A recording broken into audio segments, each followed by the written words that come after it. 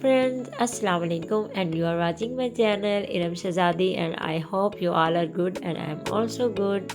So friends, here you are watching as तो जैसे कि आप लोग देख रहे हैं मैं इंग्लिश में इसलिए इंट्रोडक्शन करवाती हूँ कि मेरे इंग्लिश व्यूवर्स भी हो सकते हैं, तो उनको थोड़ा सा हेलो कर देती हूँ, बाकी मैं रिटर्न में आ जाती हूँ। तो उम्मीद करती हूँ कि आप सब ठीक होंगे और मैं भी खैरियत से हूँ। तो कैसे हैं आप लोग और आपको मेरी वीडियोस कैसी लग रही हैं। और फ्रेंड्स, मैं यहाँ पे एक बात मेंशन करती चलूँ आप लोगों के साथ। यहाँ जनाब मेरा एक सब्सक्राइबर जो बढ़ा है, I am very grateful of all of your जो भी सब्सक्राइबर हैं मेरे। और मेरा एक एक सब्सक्राइबर जो है मेरे लिए बिलियंस ट्रिलियंस के हिसाब से मेरे लिए वो वैल्यू करता है। और यहाँ मैं सबसे हम्बल रिक्वेस्ट करूँगी कि आप लोग मेरी वीडियोस जो पहले जा चुकी हैं, जो मेरी वीडियोस अपलोड हो चुकी हैं, सारी वीडियोस को मेरे को वॉच करें। जो न्यू सब्सक्राइबर हैं वो भी और जो पहले वाले हैं वो भी मेरी वीडियोस को वॉच करें और वीडियोस को स्किप मत किया करें काइंडली। मैं इसलिए बहुत ही लिमिटेड टाइम की बनाती हूँ क्योंकि आजकल जो है सबका टाइम बहुत ही कीमती है और किसी के पास इतना फालतू टाइम नहीं है कि किसी ऐसे फजूल जगह पर इन्वेस्ट करे। तो आप मेरी वीडियो जो है शॉर्ट होती हैं तो आप काइंडली इनको कंप्लीट वॉच किया करें, क्योंकि फिर मेरा वॉच टाइम जो है वो कंप्लीट नहीं होगा जब तक, तो तब तक मेरा जो है चैनल मोनेटाइजिंग में नहीं आएगा।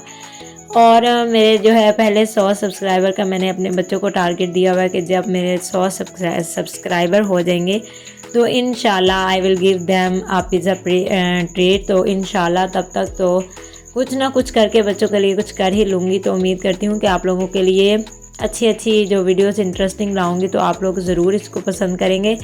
और एक हम्बल रिक्वेस्ट और भी आप लोगों से करना चाहूँगी कि अगर आप लोगों को मेरी वीडियो का कोई एक क्लिप भी अच्छा लगे तो आप इसको लाइक का बटन जो ज़रूर प्रेस किया करें।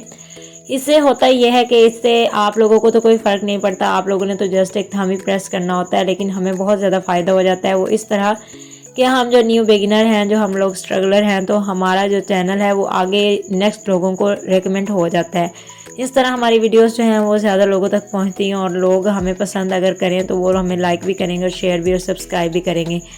तो ये थी मेरी छोटी सी आप लोगों से रिक्वेस्ट। और मैं ये रात को बैठ के बच्चों को सुलाने के बाद 10:30 से 2 बजे तक का मेरा ये टाइम है जब मैं वीडियोस को एडिट करती हूँ। और आप इतनी मेहनत करती हूँ मैं अपने बच्चों की जो है फ्यूचर को सेव करने के लिए, सिक्योर करने के लिए। तो उम्मीद करती हूँ कि आप लोग मेरी वीडियोस को ज़रूर पसंद भी करेंगे और लाइक का बटन ज़रूर प्रेस करेंगे इंशाल्लाह।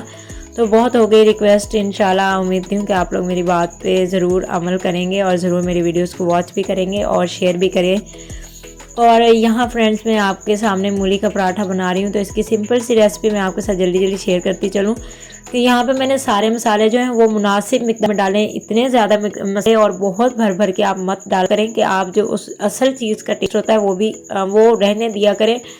क्योंकि जब हम भर भर के मसाले या ज़रूरत से ज़्यादा हम टेस्ट इसमें ऐड कर देते हैं ना, तो जो असल चीज़ का मज़ा होता है ना वो निकल के बाहर नहीं आता। कुछ लोग इसमें सूखी मेथी भी डाल देते हैं, पुदीना भी डाल देते हैं, धनिया भी देते हैं और पता नहीं क्या क्या प्याज डाल देते हैं। तो असल मूली का टेस्ट होता है वो तो दब जाता है और बाकी मसालों को सारों का अरोमा आ रहा होता है। तो फिर मैंने हल्का सा बस हरी धनिया भी मेरे पास नहीं थी, ग्रीन मिर्ची भी मेरे पास नहीं थी, मेरे पास सिर्फ ड्राई इंग्रेडिएंट्स थे। ये जो नॉर्मल मसाले होते हैं, साबुत सूखी धनिया पाउडर मैंने कूट लिया और सफ़ेद ज़ीरा पाउडर बना लिया हाफ टेबल स्पून।